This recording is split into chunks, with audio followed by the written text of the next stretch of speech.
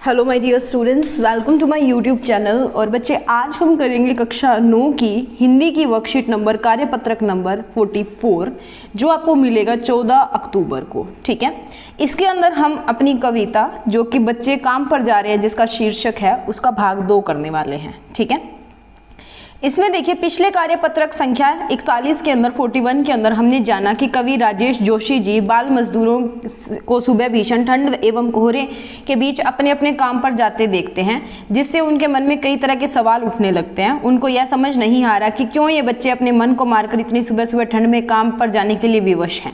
और अब आगे का एपिसोड देखते हैं। हमने पीछे वाला देख लिया कि हमने क्या कुछ पढ़ा था, तो मैं लाइन बाय लाइन आपको समझा देती हूँ कि क्या कुछ है।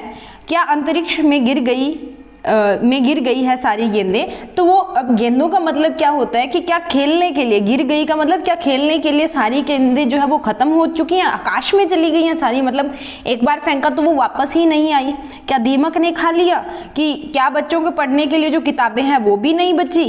ठीक है, या मतलब क्या जो उनके खिलौने हैं उनको दीमकों ने खा लिया, सारी किताबों या खिलौनों को, सारी रंग बिरंगी किताबों को।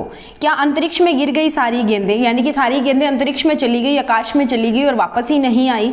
दूसरा वो बोल रहे हैं क्या दीमक ने खा लिया सारी रंग बिरंगी किताबों को, और सारी रंग बिरंगी जो किताबें हैं क्या उनको दीमक खा गई, इसीलिए हम बच्चों को पढ़ा नहीं रहे हैं, उनको खेलने कूदने नहीं दे रहे हैं, उनसे बाल मजदूरी करवा रहे हैं, क्या इसीलिए करवा रहे हैं।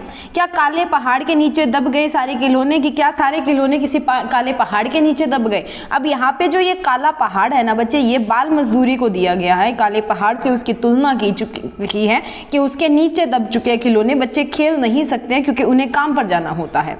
क्या किसी भूकंप से ढह गई हैं सारे मदरसों की इमारतें। तो वो बोल रहे हैं कि क्या किसी भूकंप में जो सारे मदरसे बोलते हैं स्कूल को, विद्यालय को, तो क्या इन बच्चों के पढ़ने के लिए जो भी विद्यालय या जो भी मदरसे हैं उनकी दीवारें यानी कि क्या वो भूकंप में टूट चुके हैं, कोई स्कूल या विद्यालय है नहीं क्या इनके लिए।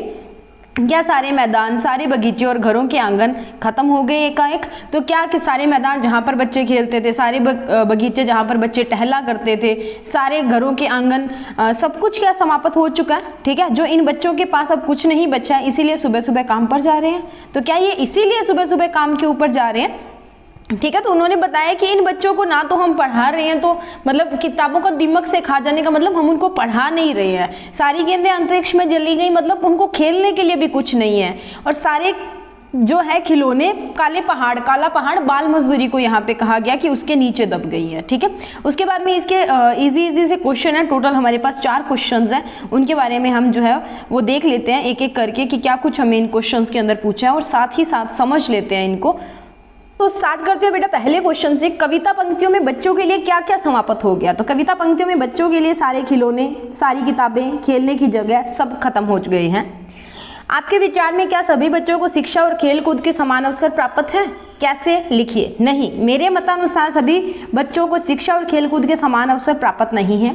इन अवसरों से वंचित होने का एकमात्र कारण समाज में व्यापक वर्ग विभेद है। वर्ग मतलब निम्न वर्ग, उच्च वर्ग जो होता है। तो निम्न श्रेणी के बच्चों की आर्थिक स्थिति खराब है, अपने परिवार का भरण पोषण करने के लिए वे आय का जरिया मात्र बन के रह गए हैं। जहां जीविका के लिए आर्थिक तंगी हो वहां मनोरंजन के साधन तथा जीवन के अन्य सुख सुविधाओं की कल्पना करना भी असंभव जान पड़ता है। ठीक है, उसके बाद में क्वेश्चन नंबर 3, संविधान के अनुच्छेद 24 में बाल मजदूरी पर रोक लगाई गई है। अपने मित्रों या अध्यापिका से बातचीत करके लिखिए कि यह कानून क्या कहता है। तो संविधान के अनुच्छेद 24 के अनुसार 14 साल के कम उम्र का कोई भी बच्चा किसी फैक्ट्री या खदान में काम करने के लिए नियुक्त नहीं किया जाएगा, और न ही किसी अन्य खतरनाक नियोजन में नियुक्ति किया जाएगा, यानी कि नियुक्त किया जाएगा उसको। 14 साल से कम बच्चे जो हैं इंडिया के अंदर, 14 साल से कम अगर आप हो तो आप कोई काम नहीं कर सकते अकॉर्डिंग टू लॉ। काम पर जाते किसी बच्चे के स्थान पर अपने आप को रखकर देखिए, आपको जो महसूस होता है उसे लिखिए। काम पर जाते बच्चे के स्थान पर यदि हम स्वयं को रखेंगे तो हमें उनकी स्थिति अत्यंत कष्टदायक लगेगी। दूसरे बच्चों को खिलौने से खेलते और स्कूल जाते देखकर हमारे मन में तरह तरह के प्रश्न उभर आएंगे। हम स्वयं को उनके समक्ष हीन महसूस करेंगे क्योंकि उनके ऊपर बहुत जिम्मेवारियां, वो बहुत अच्छी तरह से उनको निभा रहे हैं पर हम उतना नहीं कर सकते। ठीक है, सो ये थे आपके पास कुछ क्वेश्चन आंसर। तो आपको क्वेश्चन नंबर 2, 3 और 4 के आंसर आपके स्क्रीन के ऊपर दिख रहे हैं। ठीक है, दैट्स क्वेश्चन नंबर 2, 3 एंड 4। उसके बाद में मैं आपको क्वेश्चन नंबर 1, 2, 3 के आंसर्स दिखा देती हूँ। तो आपकी स्क्रीन के ऊपर क्वेश्चन नंबर 1, 2, 3 के आंसर्स दिए हुए हैं। जल्दी से आप इनको यहाँ से पूरा कीजिए और अपनी वर्कशीट्स को खत्म कीजिए। जाते जाते बस वीडियो को एक लाइक करके जाइए, और अगर आप चैनल पर नए हैं तो प्लीज़ चैनल को सब्सक्राइब करना मत भूलना।